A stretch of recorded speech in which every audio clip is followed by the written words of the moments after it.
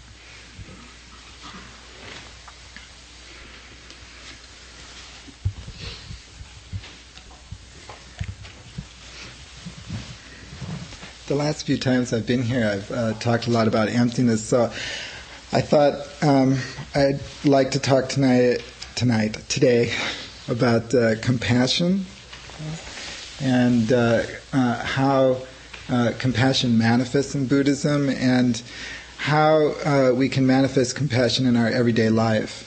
So, like the ultimate direction of Buddhist practice is to open the heart of compassion and to be able to express that compassion as we move through the world.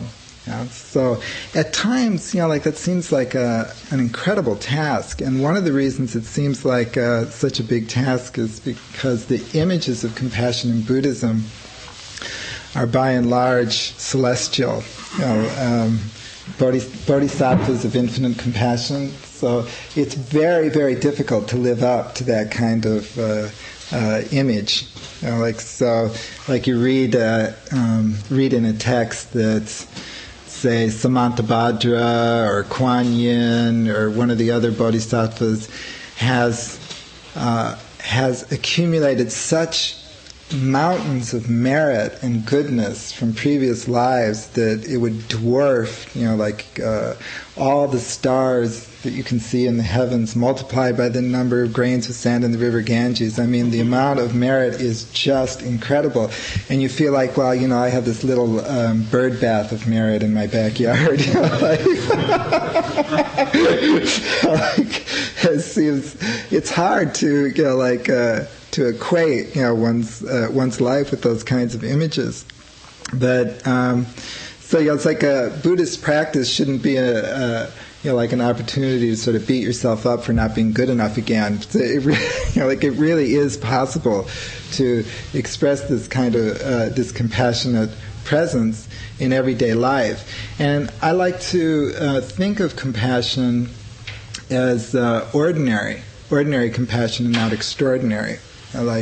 So ordinary compassion is like being considerate to other people when you're impatient in the line at the bank or at the grocery store, something like that. So using every single day, 1,000 opportunities like that arise for expressing compassion. While you're driving, while you're shopping, at the library, wherever you are, it is possible to manifest that kind of presence. So, how do you do that? Specifically, how do you develop a heart that will spontaneously relate to others in a compassionate way?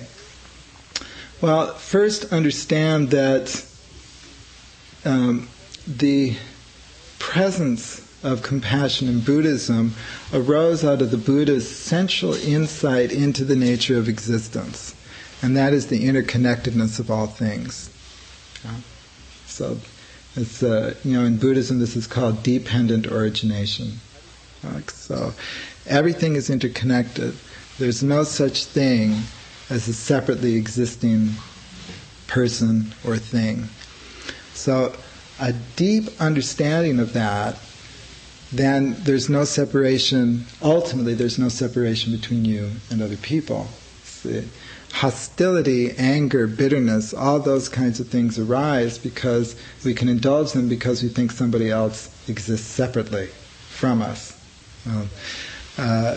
So that deep insight is the seed from which all the Buddha's teachings emerged. Incidentally, that's also the connection between compassion and emptiness. It's why the two are understood as working together. Emptiness means that things do not exist separately. They are empty of separate existence. Compassion arises out of realizing in the heart that interconnectedness. So the two understandings seem to be kind of different, but they arise out of the same central realization. So if I were to define compassion, I would define compassion as understanding the interconnectedness of all things and then being able to function in the world from that understanding. So there is an understanding aspect to compassion, which is the critical and meticulous realization of the interconnectedness of all things. And then there's the functioning aspect, like bringing that understanding into our everyday life. How do we do that? How do we function from that understanding? That's very interesting about human beings. The separation between the head and the heart. I often think of this as the problem of being a human being, because the head can, the intellect, by head, I mean intellect, brain here, can really fool us into thinking that understanding is sufficient. Now, it's very, very interesting. It's like understanding peace does not necessarily make you peaceful. Understanding love does not necessarily make you loving. We've all had experiences with this on... I'll never forget one of my good friends for many years. She's a pacifist, and man, she's one of the angriest people I know.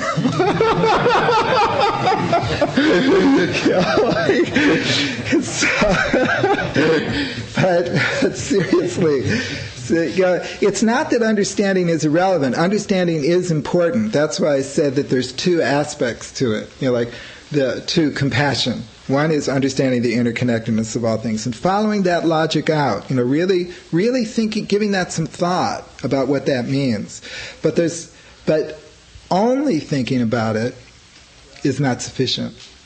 There also needs to be the practice aspect. And Buddhism has developed many kinds of practice, or I call them contemplations or considerations, that we can use to bring that understanding down into the heart. I'd like to start with one of the central texts for this kind of practice. It's very short.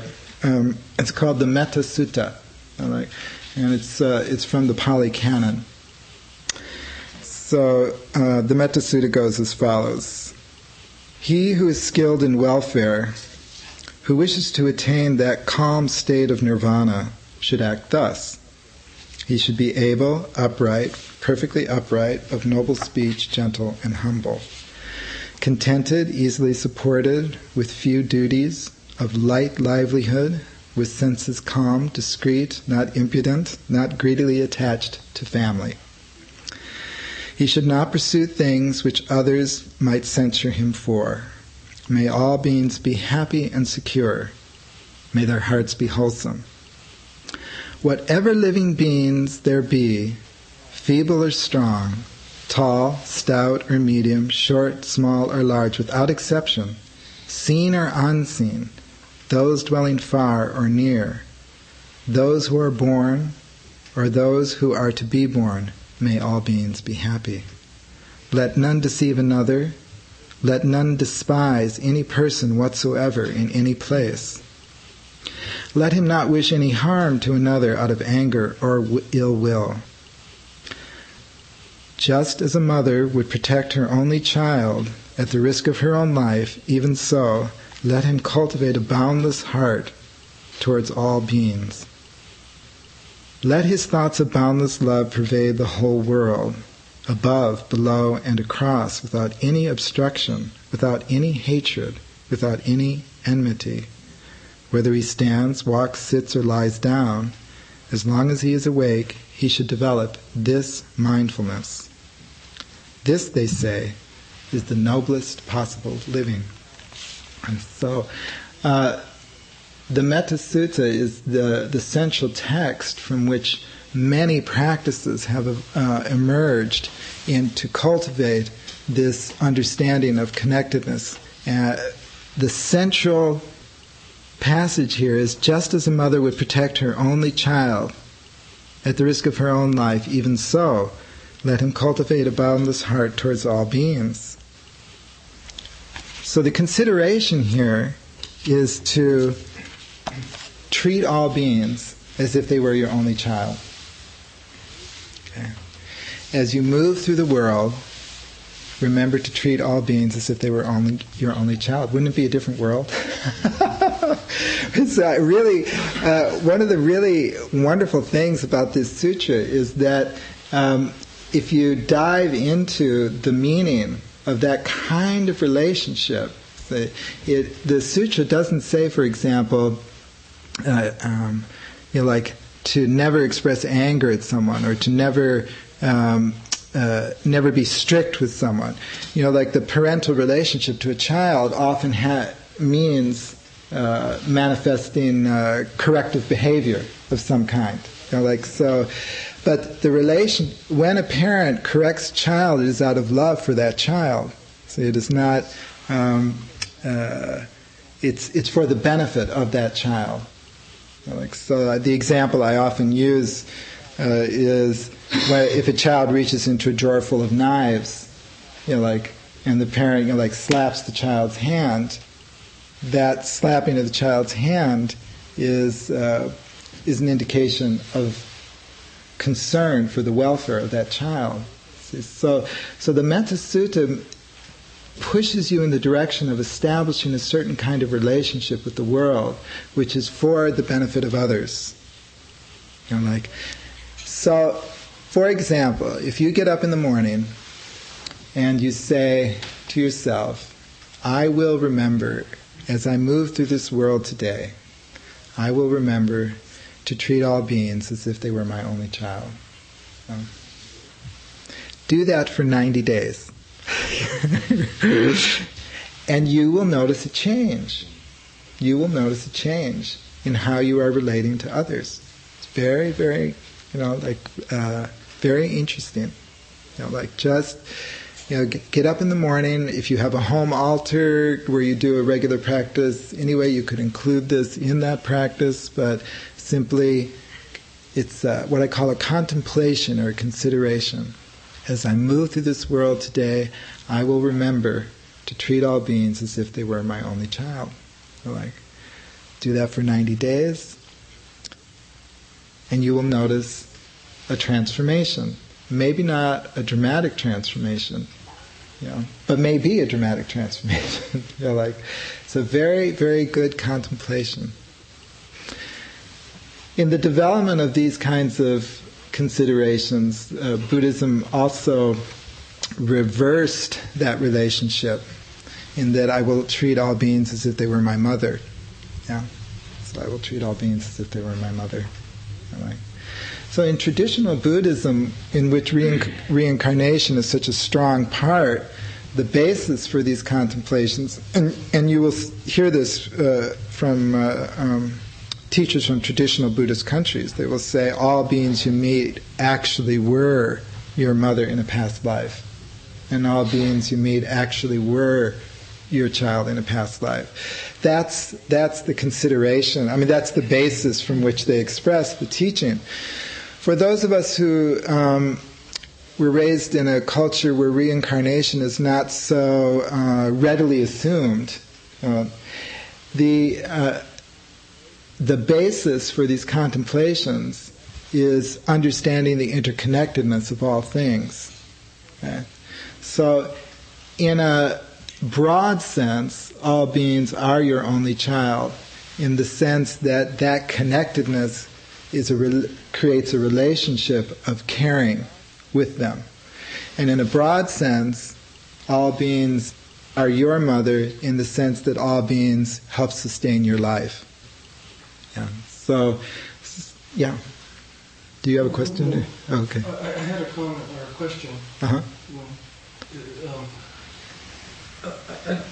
In the Metta Sutta there that you read, I just am bringing this up because I think it's important. I didn't hear that slapping the child's hand was promoted. No, it's not. And I think that's an important point. Because really the mother should have gotten those knives out of the way. Yeah. Well, then how about if the child is not paying attention and headed for a rock that it's going to trip over? You grab the child and pull it out of the way. On the hand is a different thing. Well, okay, I hear you.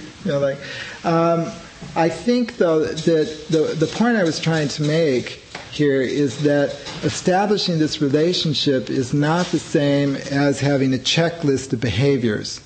And that was the primary point I was trying to make.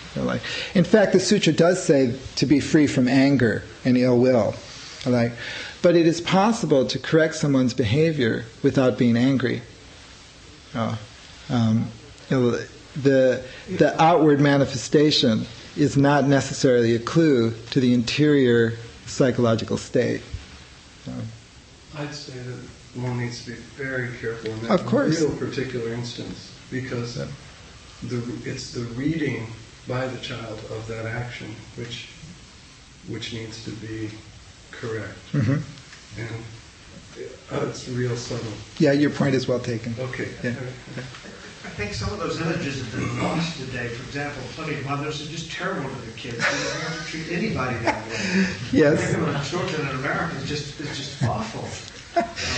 So I feel kind of lost hearing lovely images from where are the dysfunctional families? Somebody always brings that up, It's like, but you really have to move it beyond your personal situation, Okay, that's why the basis for these contemplations is understanding the interconnectedness of all things.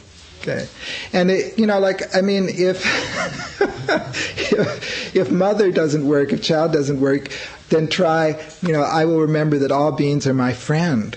Okay, so you can be creative with this. I'm not being prescriptive. My point is to enter into a contemplation to awaken the understanding of that interconnectedness, what I call the functional aspect of that interconnectedness. You see, even when we understand that everything is interconnected, just understanding it is insufficient. It makes it, it makes it difficult for us to act on that understanding. And so it's necessary to enter into some practices to develop that. There's a more neutral one in Buddhism. It's called, which is very useful. I mean, neutral in the sense that it doesn't touch these, horrific mother aspects. It's called substituting other for self. Substituting other for self. And one of the most interesting things about this contemplation is that you'll find it expressed in virtually every spiritual tradition that I'm aware of. It's the basis of the Golden Rule.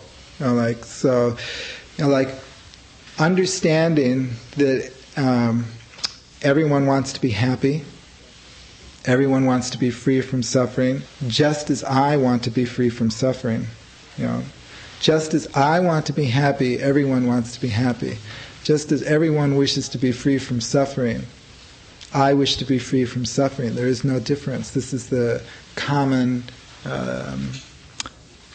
desire of all living beings, is to be free from suffering, to be happy.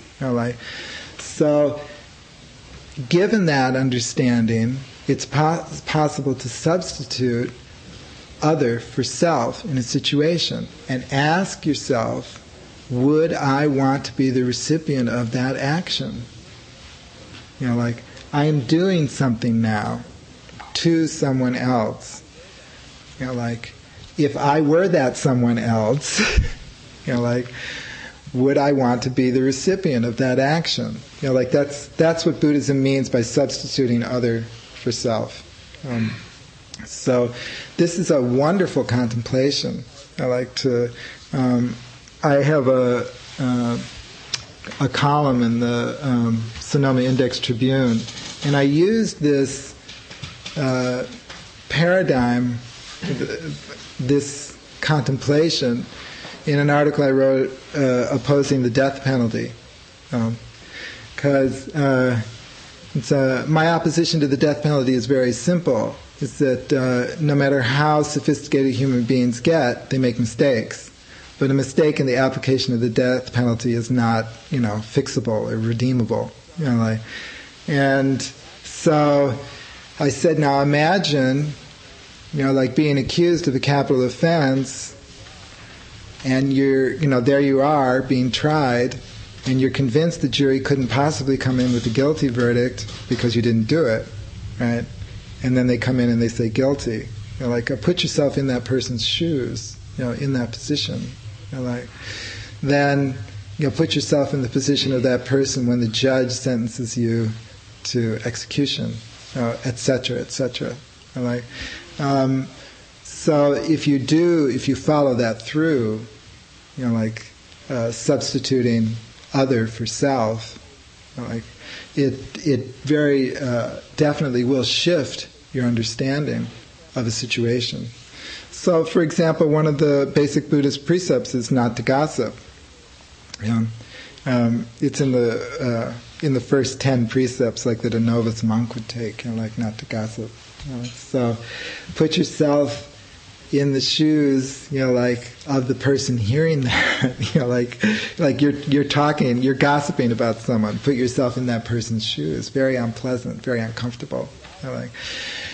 You can develop the capacity to substitute other for self, but once again, do that for 90 days. I will remember as I move through this world to substitute other for self. If you do that for 90 days, it becomes a habit of mind. It becomes a habit of mind. It becomes easier to do. And what we want to develop is habits of mind which cut through that sense of separation. Treating all beings as if they were your only child cuts through that sense of separation. That's the critical point. Treating all beings as if they were your mother, archetypally, cuts through that sense of separation. Substituting other for self cuts through that sense of separation. So the habit of the human mind for all of us, and it is a very strong habit, is the belief that we exist as a separately existing and substantial being. In order to counteract that tendency, these contemplations are developed to awaken us to the truth of our connectedness. There's another one that's very simple that I like and use a lot, and that is remembering that all beings I meet have done something for me. That. So I will remember as I move through this day that everyone I meet has done something for me. So when I use this contemplation, and I use it frequently, I try and get very simple, very worldly and mundane. I'm talking about changing a light bulb, painting a line in the street, stocking a shelf, delivering something, repairing, filling in a pothole, repairing whatever, cutting trees, what? Fixing leaky roofs, or not.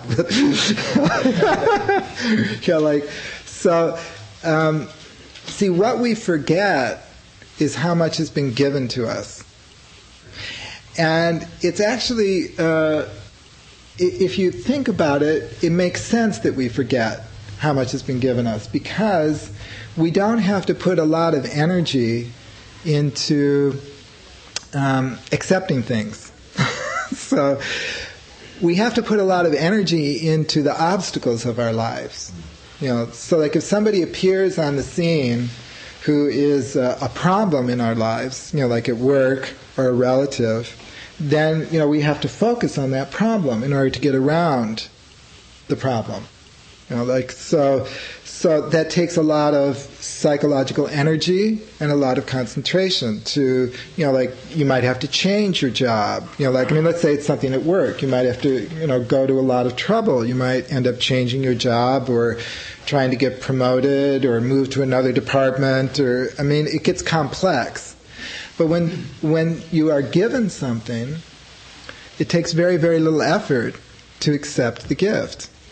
So, children are notorious for that sense of selfishness and that sense of entitlement. I want new clothes. I want I want more food. I want some shoes. I want some toys. I want to watch my TV program. This sense that things should be given to them. This contemplation of remembering that everyone I meet has done something for me is a way of balancing that sense in our life that our life is full of obstacles and reminding us how much is given to us. How much is given to us as a gift. Nearly everything, when you start considering it. You could think of, for example, your breath is a gift, from the world. I love you. Go back a little bit and say something related to David just mentioned about the Marcus slap a child hand because a child when you grab a knife. I think it's easier for me, for that I grew up in that Eastern culture, to able to accept that. Because I see the welfare, the well concern for the mother, and also a certain disciplinary that is required for the child. Just like everything else, we have to discipline ourselves to sit here for half an hour. I think one of the things people try to think about the right of the child, the right from anything you can think about, especially this system, this society. We tend to forget about buying gift totally free to a child. That's going to help the child as a grown-up kid. Therefore, in the Eastern world, I'm not talking about extremely, some of the abusive, no, not that attitude. But I think a certain discipline attitude, it must be required for any human being. And I think for us here too, we have to discipline ourselves, sit down, discipline ourselves to be a compassion. They talk about that. So I think it's a little bit harder for this society to accept that with a mother slap a child hand. I have no problem to accept that totally. I can see the welfare of the mother. Just have one good example. This is Central Park, New York, springtime. A child climbed the tree. The old man said, "Get down here." The old man took a friend, good friend of mine, she stands next to me. She turned around to this old man and said, "How could you scold a child? Should a child have a right to do anything she wants?" I said, "Sure, can you see the old man concerned? Because he concerned the child can fell down from the tree. You see that part?" My dear friend Sheila, she didn't see that at all. She only focused on the child right. That's a different what we see. That's what I see. Thank you. The gossip thing is interesting because I heard a talk on gossip up at the Zen Center, and I've heard a lot about Baker Roshi and the fact that when his affairs with various students came out, there was gossip. But that gossip was sharing the information with the Sangha. So it was a very useful type of gossip to bring the Sangha into play around that activity. So, when you talk, I agree with what you're saying, but I think it's one side of the issue. The other side is you have egos where there's greed, hate, delusion, ignorance, and fears. So how to act with that, I think you still have to have the compassion for the person without anger. And that leads to the fact that Zen monks often shout at people and make them very uncomfortable. I think that's part of the same play back and forth between those two things. Well, I don't mean, I really don't mean that compassion is to be a doormat for the world. Your point is well taken. But there's an interesting tension in the precepts between speaking truthfully, not lying, do not lie, and not gossiping. That's not the only tension in the precepts. Like that, what you were talking about seems to me to be speaking truthfully, not lying. This is what is happening. And then, it can vary, when does that become gossip? When does speaking truthfully become gossip? It's not always clear. It's not always clear. And I'm not saying that in all these situations it will be clear. But one of the reasons it's not clear to us is because we have so little practice in cultivating our sense of relationship with others. It's like a musician, giving a performance. From the musician's point of view, they might say that was a very poor performance. And yet many people in the audience may have enjoyed it very much because the people in the audience have very little experience with performing music. In a similar sense, our understanding of connectedness needs to be cultivated and practiced.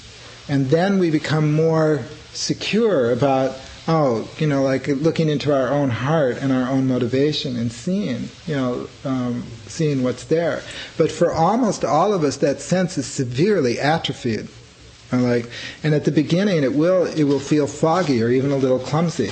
That's where, incidentally, a sangha of people who are also practicing is extremely helpful, in checking in on how this is manifesting. There's part of compassion is having compassion for yourself. So I think of compassion as having two aspects. There's the I call it one aspect the Kuan Yin aspect.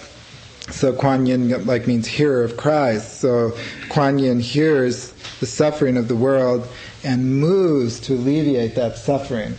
It's a very outgoing, compassionate energy. It's like somebody is suffering, so I want to alleviate that suffering, to do something. And the other is what I call the Hotai or Hotei, the fat laughing Buddha who I identify with.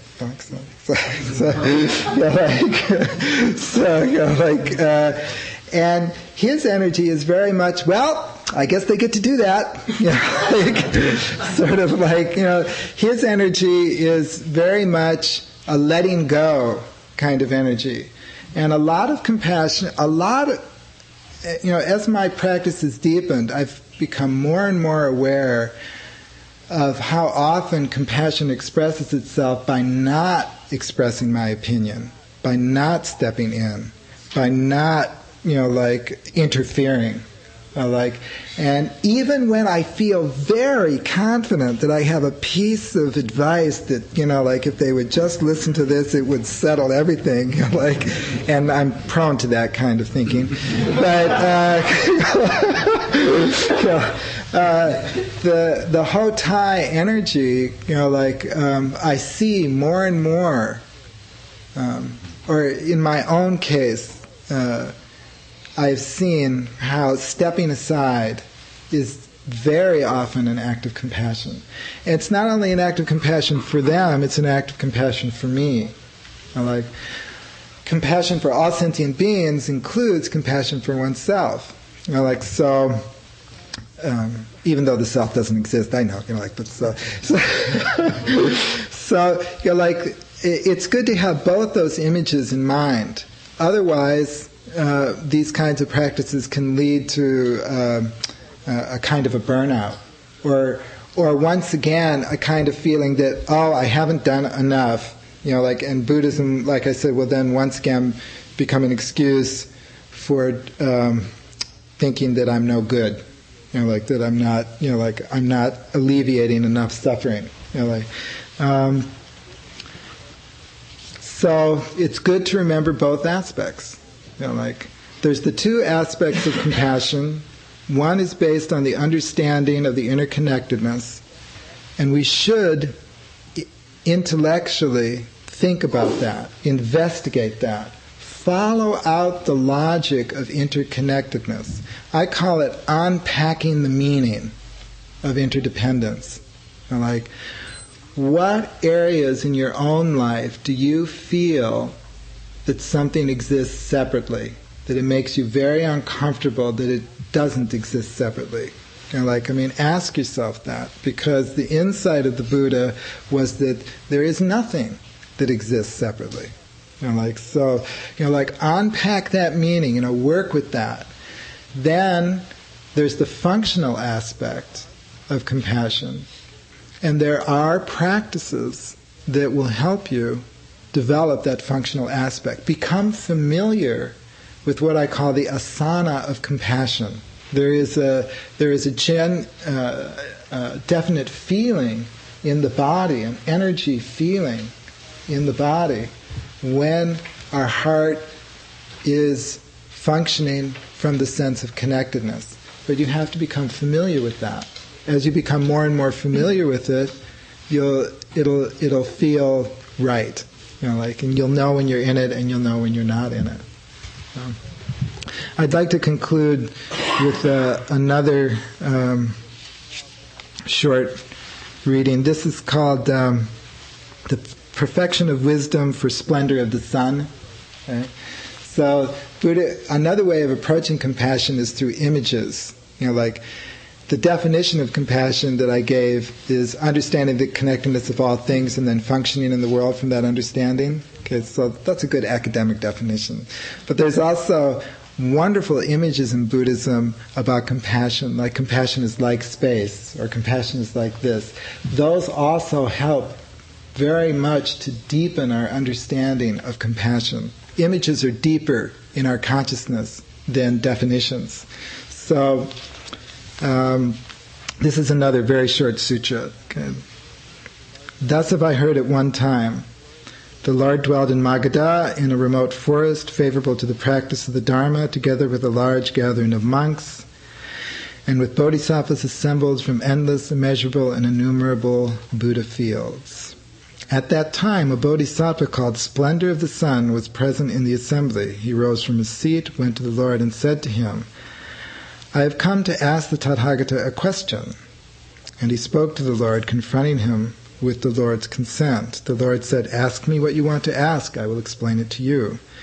Thereupon the Bodhisattva, Splendor of the Sun, said to the Buddha, how, O Lord, should a Bodhisattva skilled in means train in the perfection of wisdom?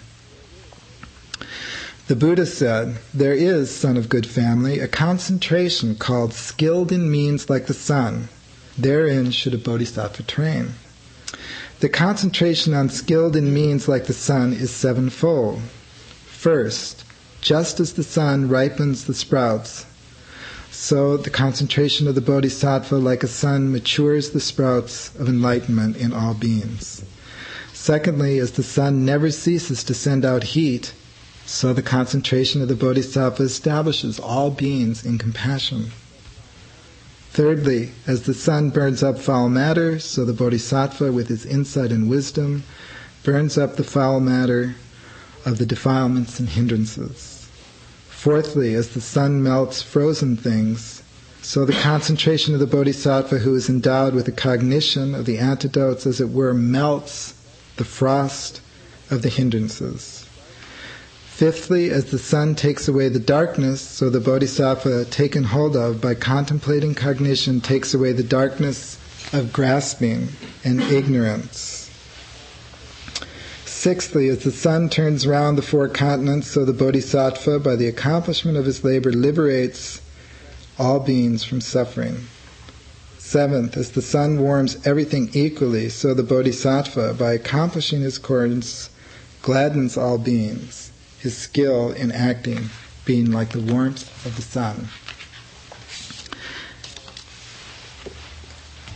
So, here, the advice is, the metaphor is, just as the sun shines on all beings without discrimination, giving them warmth and light, so the expression of compassion should be to all beings without discrimination. Just as in the Metta Sutta it said that one should treat all beings as if they were your only child. So the key here is to develop a heart, okay, that is free of discrimination and treats all beings with boundless compassion. But start very simply. Like Bhima Chodron says, start where you are. Start where you are. And the way to start where you are is with some of those simpler contemplations, such as, I will remember that everyone I meet has done something for me, or I will remember and treat all beings as if they were my friend. So I hope we can all do that, and soon save all sentient beings from suffering. Thank you very much.